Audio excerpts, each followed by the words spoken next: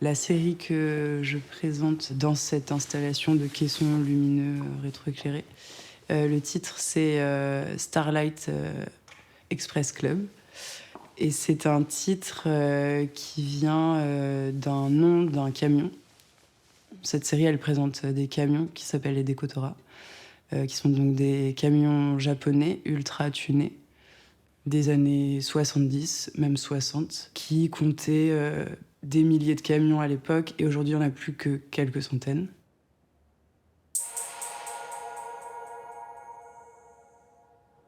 J'adore les expos de photos, j'adore les photos encadrées, mais je crois qu'il y a quelque chose dans moi, ma pratique avec l'image qui me satisfait pas trop, où je me sens un peu arrêtée dans quelque chose, où je trouve que l'expérience que moi j'ai vécue, je trouve qu'elle n'est pas retransmise par une photo encadrée au mur.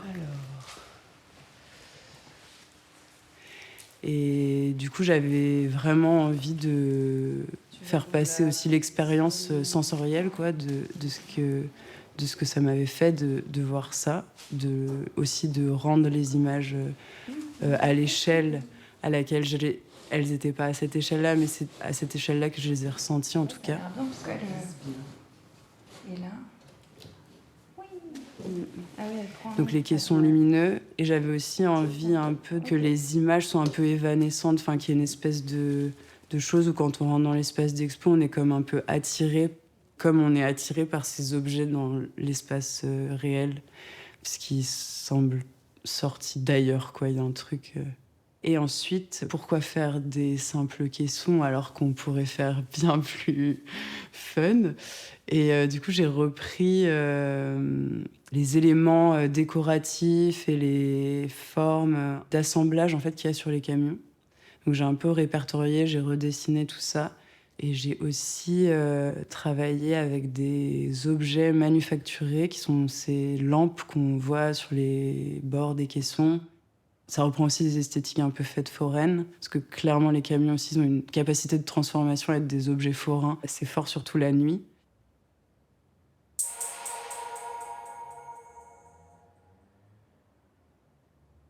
Je travaille principalement en photo argentique. J'utilise des films 135.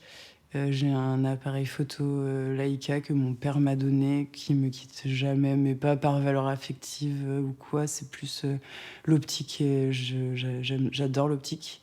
Il y a une espèce de réaction qui marche bien. Je fais beaucoup d'images. Et ensuite, je fais constamment des editings où j'imprime en vignette toutes mes images, je fais des murs d'images et j'essaye de comprendre en fait ce que j'ai cherché au moment où je l'ai pris.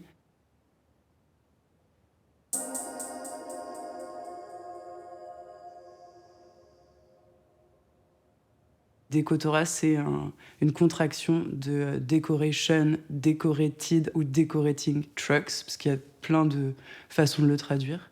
C'est un hobby américain qui arrive après-guerre. L'histoire raconte que c'est des camions un peu cabossés qui viennent des États-Unis, qui sont donnés au Japon pour reconstruire. Ces camions un peu cabossés vont commencer à être un peu rafistolés, donc décorés très partiellement. Et au fur et à mesure, ça va devenir vraiment un hobby, passion lourde. On décore à fond. En commençant à les photographier, je me rends compte qu'ils sont hyper riches parce que ça part du ciel au sol, ça s'étire, ça a des faces. Et ça m'a toujours évoqué un peu un espace d'exposition qui serait comme retourné sur lui-même, du coup exposé comme à l'envers, comme un cube qu'on aurait. Et je pense qu'il y a un attrait pour l'esthétique aussi vernaculaire et les objets populaires qui aussi sont dans un rapport où ils vont un peu déhiérarchiser les esthétiques. C'est-à-dire sur une carrosserie de Decotora, tout est mélangé, quoi. Tous ces signes, et j'ai l'impression que ça peut résonner avec peut-être des sujets que j'ai pu photographier précédemment qui se me sont retrouvés dans mes travaux, que ce soit les espaces de jeux, de fêtes, d'objets aussi un peu d'illusion ou d'objets de jeu.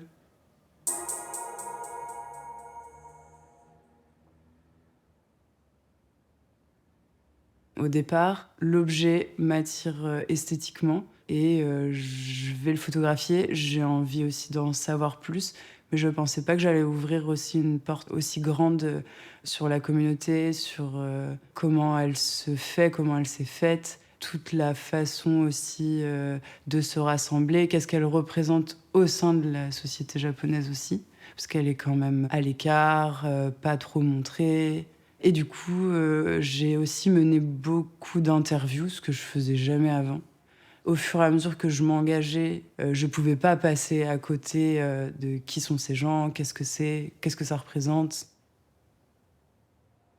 Après, j'ai l'impression que dans les installations, c'est pas quelque chose que je vais rendre tant visible, c'est plutôt dans les objets éditoriaux, où là, il y a l'espace pour faire défiler, déployer tirer des fils, présenter des personnes.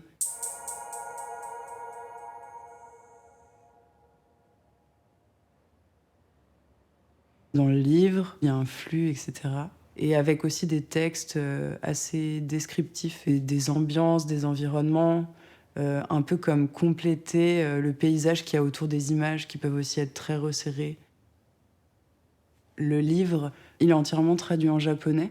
C'était hyper important que tous les gens avec qui j'ai bossé au Japon, tous les gens que j'ai rencontrés, ils puissent le lire et ils puissent avoir une restitution de tout ce projet.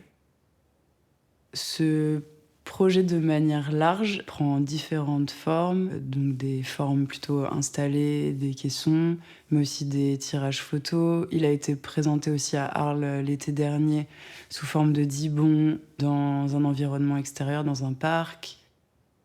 Les formats changent tout le temps et les corpus d'images, certains peuvent revenir parce que c'est des images qui me possèdent plus que d'autres, quoi. Il y a un truc où j'y reviens et puis j'ai l'impression qu'elles aussi reviennent davantage dans les yeux, la tête des gens.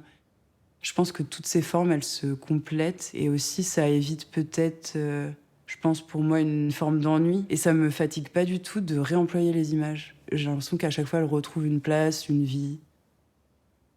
La série des Décotora, elle acte vraiment un chapitre, un premier chapitre de travail ancré, ou comme si, ça y est, j'avais trouvé ma porte d'entrée, enfin un objet qui rassemblait un peu toutes les choses que j'aime, quoi. Il y a un truc autant dans la dimension esthétique qui est quasi le chrome, t'as tout qui disparaît, c'est liquide, un espèce de truc d'illusion d'optique, quoi. Avec de la réutilisation de signes, du kitsch, si on peut le dire comme ça, un goût pour le trop, quoi, un truc qui est trop prononcé.